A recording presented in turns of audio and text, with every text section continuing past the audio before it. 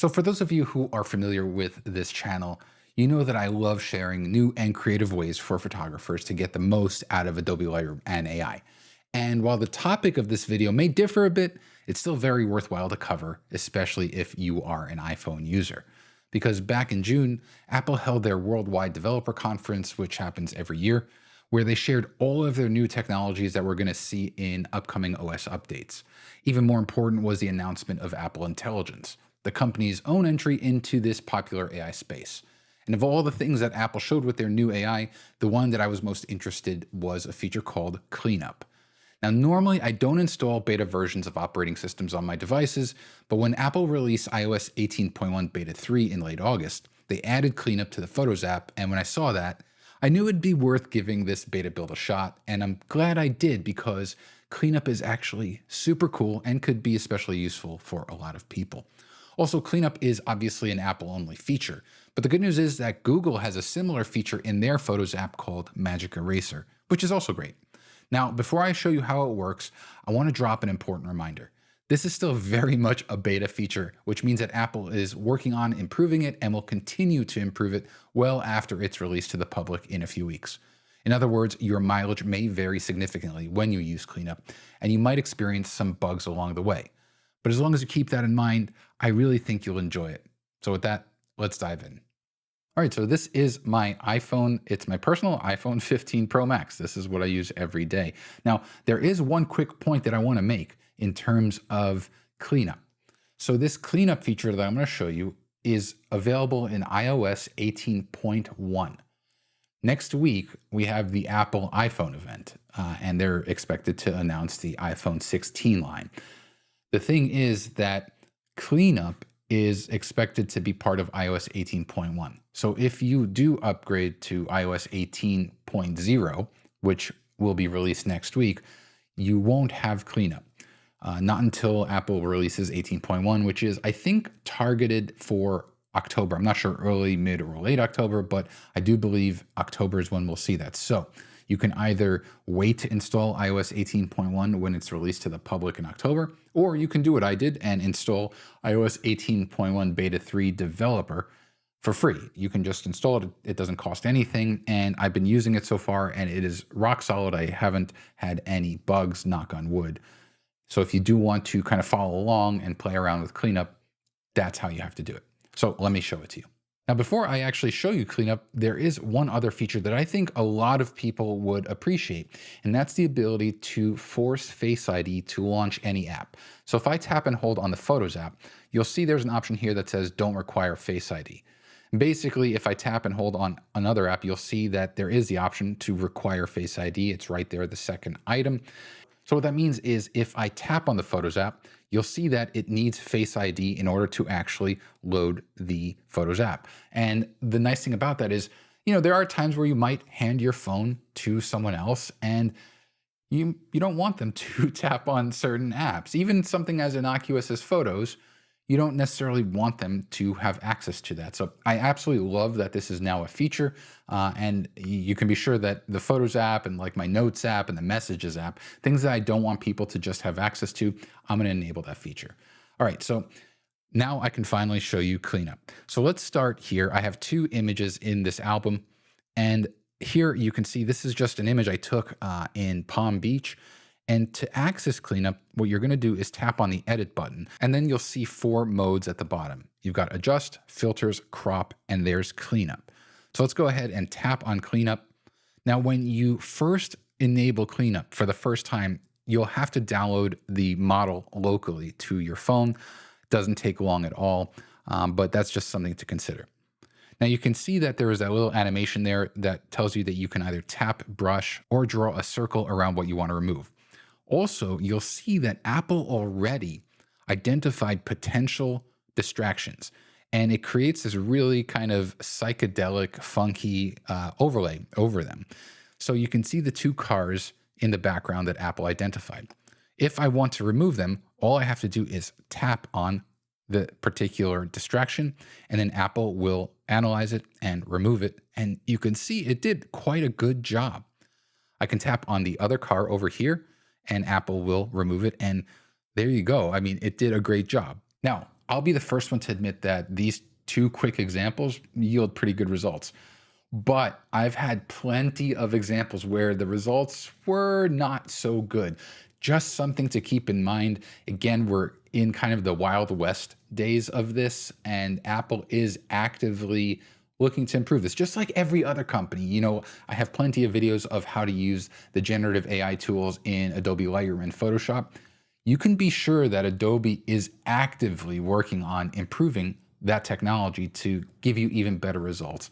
Apple's doing the same thing. So in these early days, as long as you kind of go into it with a little bit of patience and understanding that the results today may not be as good as they will be in a few months, you'll enjoy it more. So let me show you other ways that you can use this.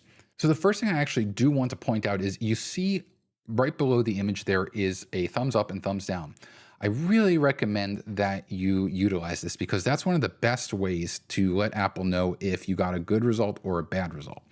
So far I actually got a good result with that last cleanup with that car in the background. So I'm going to tap on the thumbs up icon here. And you'll see this feedback window pop up, and it's very clear in terms of what you are providing. First, you can obviously provide comments, and then it'll also send a diagnostics text file, as well as the original and edited images in PNG format. So I can go ahead and tap on submit, and it will send it to Apple. Now, of course, if there's a result that you don't like, you can tap on the thumbs down over here. And you have another option where you can specifically tell Apple what it is about the result that you didn't like. Now, I would also say that it's as important to give Apple both thumbs up and thumbs down feedback. Yeah, it's great if you let Apple know when it does a good job, but it's also important to let them know when something is not good. Maybe the model hallucinates and it puts something that it shouldn't put into the image, or the results just aren't very good. That kind of information is also very helpful to Apple. So again, you can choose whatever the issue is with the result, and then it'll send diagnostics as well as the original and edited photo. Now, let me show you another way to get rid of something. So if I pinch and zoom over here, and let's say I want to get rid of that hanging lamp. Well, before you saw that Apple highlighted distractions that it identified. But what I want to do is I want to tell Apple Photos to remove the lamp. So what I'm going to do is I'm actually going to use my finger and just draw very loosely around the lamp here. Photos is going to analyze that section here, and it will seamlessly fill it in to the best of its ability. And all things considered, it actually did a really good job. If I pinch back out to see the full image, you wouldn't be able to probably tell that there was a light up there, which I think is really impressive. All right, I've got another example to show you, but before I can move to it, I have to either tap on cancel or done on the top left and right. If I hit cancel, I can discard those changes, or if I want to keep them, I can tap on done. All right, let's swipe over here.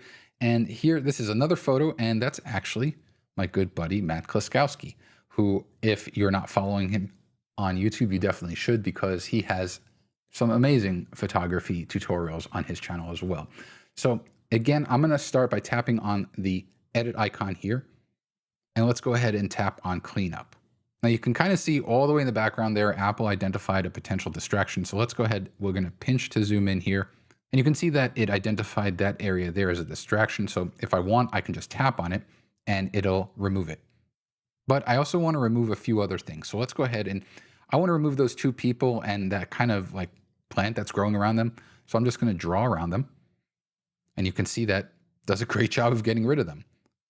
Let's pinch to zoom out a little bit and go to another area here. I want to remove both of these people. So I'm just going to draw a selection around them. They're gone. And then let's zoom out again. And let's go down here. I don't want that golf club that Matt is littering the greens with. So I'm just going to just draw like that. Apple gets rid of it. And let's see about the little sock over there. If I just draw a selection there, boom. I mean, that's actually really impressive. Let's zoom out again. Now, let's say I just don't want that building in the background. This is the Biltmore in Miami. I'm going to go ahead and just draw around like that. And you can see that the building is gone. If you don't like a selection, you can tap on the undo button, which is on the top left here, and you can bring it back, just so you know. And then I can see what happens if I want to get rid of the shadow from the pin. So I'm just going to Select that, and you can see how it does an okay job. It got rid of the flag itself. Now let's see if we get rid of that shadow, and it does a good job. I need to do a little bit more down here, and there we go. And again, when you're done, you can either tap on cancel or done. I'll go ahead and tap on done to commit those changes. Now, one of the main reasons why I am very excited about having cleanup in the Photos app is because when I usually take photos with my iPhone, I'm I use my iPhone to take real photos plenty of times, but more often than not, I'm using it to take photos of my family, of my friends when we're out.